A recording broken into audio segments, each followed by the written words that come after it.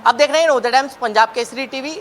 दिल्ली में जिस तरीके से तापमान पड़ रहा है, ऐसे में आग लगने की कॉल भी जो है वो ज़्यादा आ रही है लगातार। चाहे पिछले दिनों आपने अस्पताल में आग देखी हो, रोहिणी में आग देखी हो, लगातार अलग अलग बिल्डिंगों में आग लगने की खबरें सामने आ रही हैं, जिसको लेकर दिल्ली फायर सर्विस जो है वो मौके पर पहुंचती है और आग बुझाने का काम करती है। हम इस वक्त दिल्ली के जो दिल्ली फायर सर्विस का ऑफिस है वहाँ पर खड़े हैं। आपको मशीनें दिखा रहे हैं। पहले तरीके की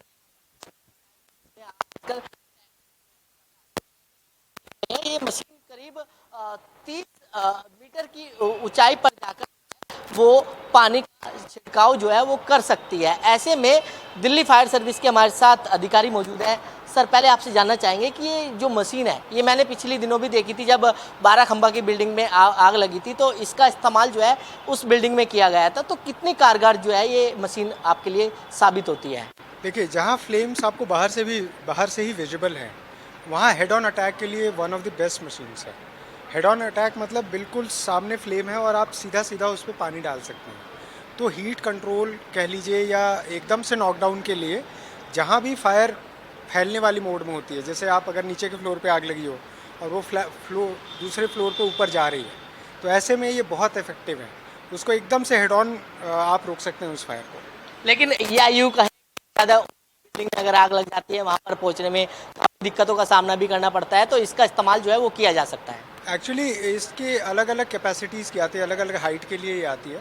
अभी फ़िलहाल जो हमारे पास है ये 30 मीटर्स तक के लिए ऑपरेशनल है। 30 मीटर्स तक की हाइट के लिए हम बड़े कॉन्फिडेंट हैं इससे। हम रोड भी देख रहे हैं, हाईटेक हो गया है। दिल्ली फायर सर्विस की बात करें तो किस तरीके से इसका इस्तेमाल किया जाता है और अभी तक कहाँ कहाँ इस्तेमाल किया है आपने, अगर बात करें? हमने वुडपुर इंडस्ट्रियल एरिया में बहुत मेजर फायर हुई थी, वहाँ पे भी इसका इस्तेमाल किया था। जमुना पार में भी एक फ़ायर पे इसका इस्तेमाल किया था। एक दो फैक्ट्री फायर्स पे भी हमने इसका इस्तेमाल किया हुआ है।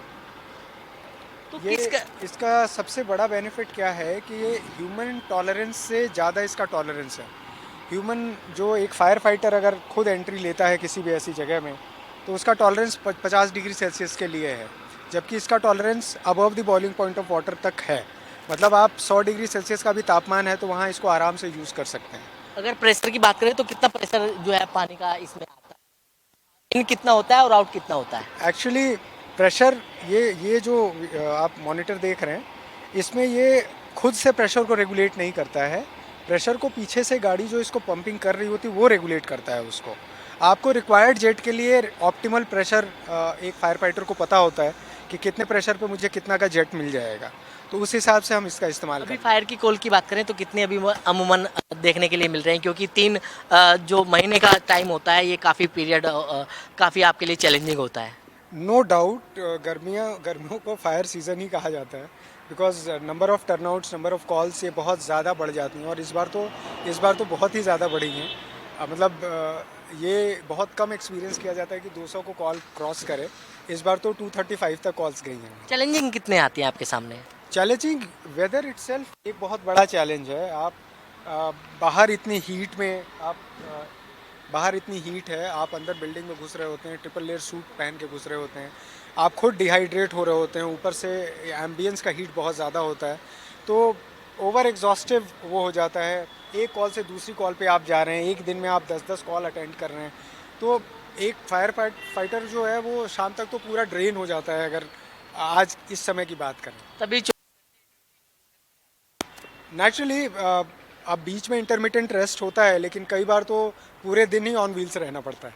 तो बिल्कुल कहीं ना कहीं फायर जो सर्विस है दिल्ली की, उसके सामने काफ़ी चैलेंज होते हैं। लेकिन जिस तरीके से इक्विपमेंट इनके पास आ रहे हैं, चाहे ड्रोन इसकी रोबोट की बात करें, चाहे जो मशीन हमने आपको दिखाई उसकी बात करें, तो काफ़ी कारगर जो है ये मशीनें इनके सामने साबित होती है। देखिए, ये फायर की कॉल हर गर्मी में आती है। अगर आप 20 साल का भी पुराना डेटा हम देखेंगे, सर्दियों में कॉल 70 से 80 आती है और गर्मियों में ये कॉल करीब करीब 150-60 हो जाती है। इस बार क्योंकि गर्मी बहुत पड़ रही है, टेम्परेचर भी आप देखें तो अनप्रेसिडेंट है, तो इसलिए कॉल भी 200 से ऊपर हो गई है। ये हमारे एक एसओपी है, बना हुआ है हर साल, क्योंकि ये प्रॉब्लम होती है कि हम जो है मैन पावर की जो ज़्यादा से ज़्यादा मैन पावर रहती है, छुट्टियों को हम रिस्ट्रिक्ट कर देते हैं। जितनी भी गाड़ियाँ हैं उनकी पूरी कहते हैं ना मेंटेनेंस जो होती है ईयरली, उसको सब मार्च में हम लोग कंप्लीट कर लेते हैं, जिससे कि मैक्सिमम व्हीकल अवेलेबल हो। क्योंकि एक दिन में 200 कॉल को अटेंड करना, गाड़ी जाना आना काफ़ी बड़ा चैलेंज होता है।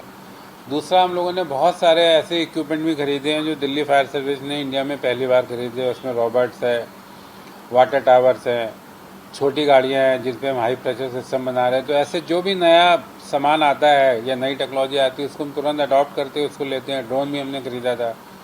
ये ऑल्दो ये फायर फाइटिंग ड्रोन नहीं था, सर्विलेंस जॉइंट का ड्रोन था, पर हमने खरीदा था कि इसको यूज़ ज़रूर करेंगे, कैसा होगा। तो इसी तरह से सारी तैयारी की जाती है। लेकिन चैलेंजिंग क्या आते हैं सामने, क्योंकि गर्मी लगातार, तापमान जिस तरीके से बढ़ता है, ऐसे में आग लगने की घटनाएं भी ज़्यादा बढ़ जाती हैं। देखिए, चैलेंज तो फायर कॉल में जो चैलेंज होते हैं वो चाहे गर्मियों और सर्दियों सेम चैलेंज है। और मैं आपके माध्यम से ये कहना चाहूँगा, मेरे को एक अच्छा मौका मिल गया है। जैसे कि आप विवेक विहार वाली अगर फायर को भी देखेंगे, अभी तो आज पेपर में आया कि उन्होंने हमें बुलाया ही करीब 35 से 40 मिनट बाद है।